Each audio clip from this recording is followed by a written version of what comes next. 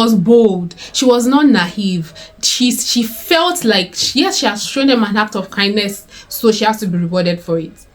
It was like she was prepared for the moment. She was ready to grab the opportunity. She negotiated her death back to life. She put her life on the line for these spies. Hey guys, welcome back to my channel. My name is Ifeoluwa Akinpelu. You can call me the Lady Ife. If this is your first time here, welcome. Where in the world have you been? I'm so excited to have you here. And to all my returning subscribers, I am grateful to have you guys in my life. Thank you for all that you do. Thank you for always liking, commenting, and subscribing. So first timers here, ensure that you subscribe to this channel and turn on your notification so that you can know when new videos are up for you. As you can see by the title, I want to share with you 5 lessons that I learned from a prostitute. So stay tuned as we unveil this together. So many years ago, in the journey of the Israelites towards the promised land, when Joshua was leading them and they were about to enter into the land that the Lord had promised them, there was an obstacle in their journey, and that was the well-covered city of Jericho. So Jericho was a city that was in between where they were coming from and where they were going. So they had to defeat the city of Jericho before they entered into the promised land. So this is just a backstory for anybody that is not familiar with the story. This can be found in the book of Joshua chapter 2 verse 1 to 21. So in this journey, Joshua sent 2 soldiers to go into the land and spy so that they can know how to attack and they can put in place strategies and all. So the prostitute I'll be talking about today is Rahab. But today I want to share with you 5 lessons I learned from my life, and I believe that we can also take these lessons and apply it practically in our lives. So let's get started.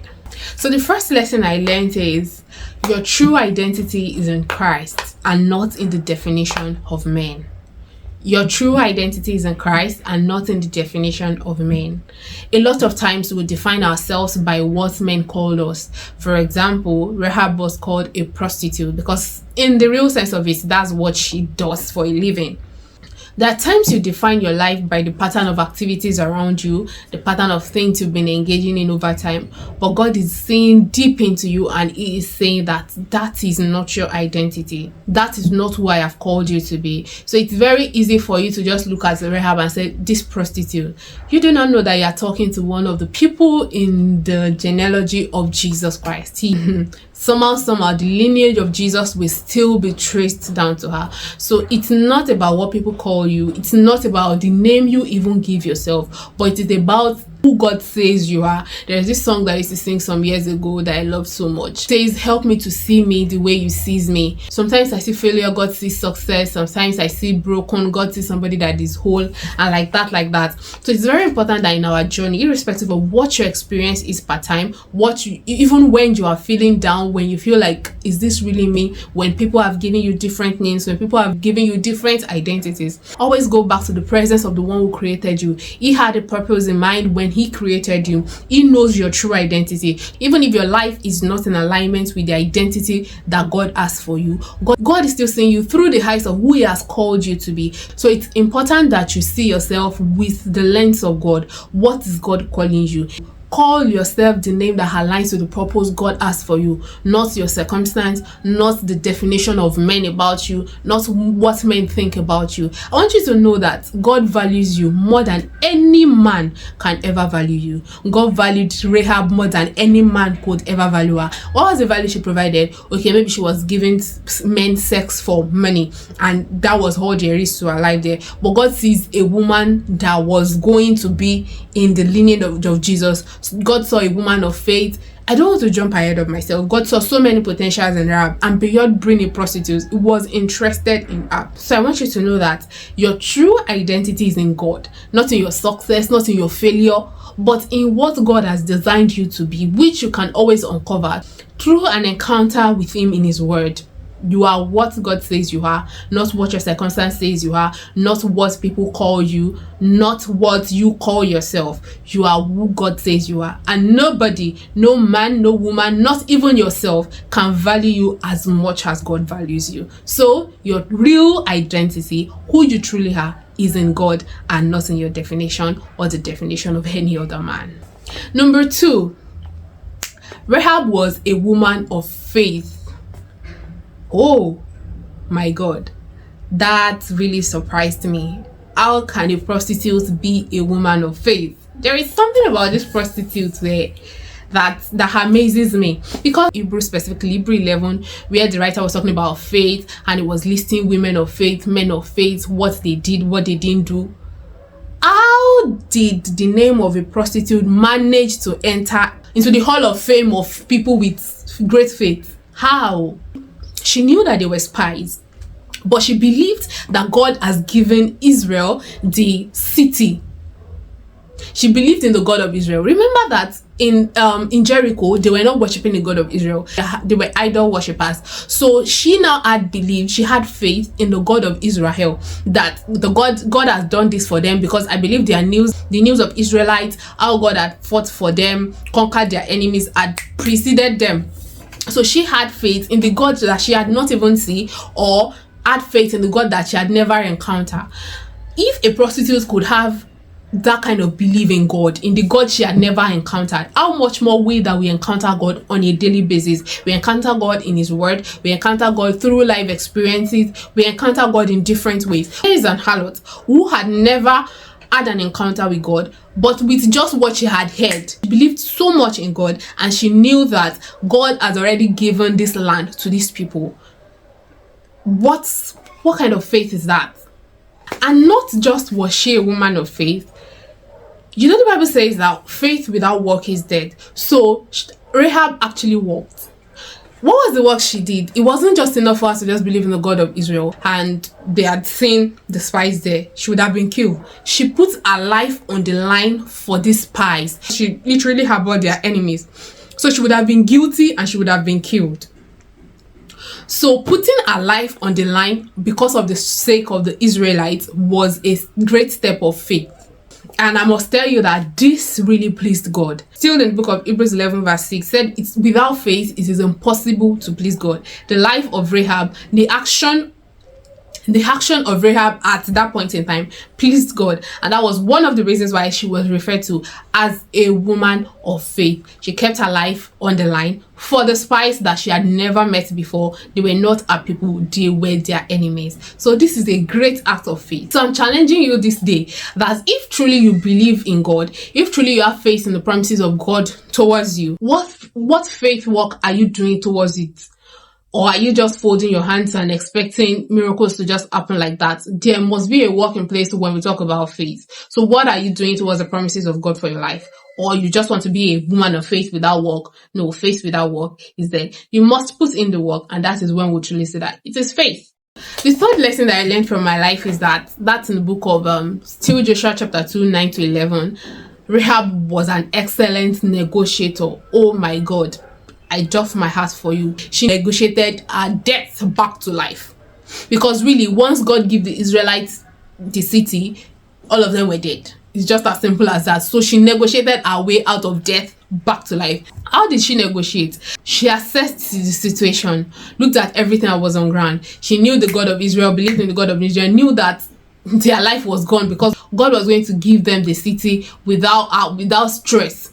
So she negotiated her way into life. She negotiated for herself and for her family. So I'm going to read now what Rahab did. She said unto the men, I know that the Lord has given you the land, and that your terror is falling upon us, and that all the inhabitants of the land faint because of you. For we have heard how the Lord dried up the water of the Red Sea for you, when ye came out of the Egypt, and what ye did unto the two kings of Amorites, now on the other side of Jordan, Sihon and Og, whom ye utterly destroyed.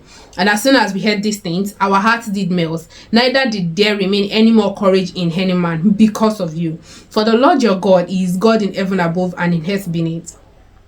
Now therefore I pray you, swear unto me by the Lord, since I have shown you kindness, that ye will also show kindness unto my father's house, and give me a true token, and that you will save alive my father and my mother and my brethren and my sisters and all that they have, and deliver our lives from death. And the men answered her, our life for yours, if utterly not, this is our business. And it shall be, when the Lord has given us the land, that we will deal kindly and truly with thee And so this was Rahab standing up to negotiate. She was bold. She was not naive. She felt like, yes, she has shown them an act of kindness, so she has to be rewarded for it. It was like she was prepared for the moment. She was ready to grab the opportunity. So I'm putting it to you that, are you prepared for the opportunity you've been praying for? That life-changing opportunity that you've been desiring, every day your prayer point is around it and all. Are you truly prepared for it? When the opportunity shows up, can you recognize it? 2, can you grab it? Won't you be naive? Are you bold enough?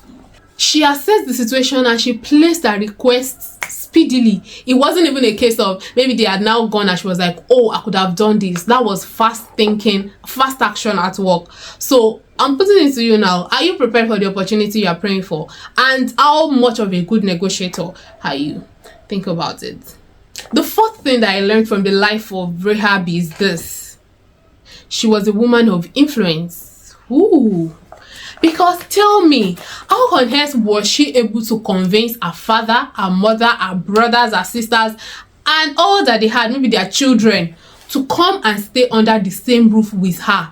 Remember that the children of Israel marched around Jericho for 7 days. So that means that at least Rahab's family was with them for 7 days, if not more, because she must have, if you read that passage down, you realize that she will have to go to all of her family members and tell them. Anybody she told must not tell anybody else. So she's a woman of great influence. Her influence was so strong that she was able to convince her father, her mother, her family members, and not just convince them to come and stay under her roof, also convince them not to tell anyone. Because by the time anybody tells anybody, if it flies beyond that circle, they are all gone.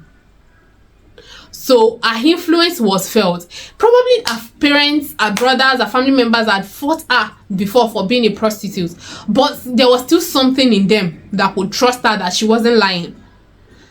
That's admirable, because somehow you can feel like this person is a prostitute and I'm not going to believe whatever word comes out of your mouth. Her identity didn't make them doubt her. Her influence was stronger than her identity.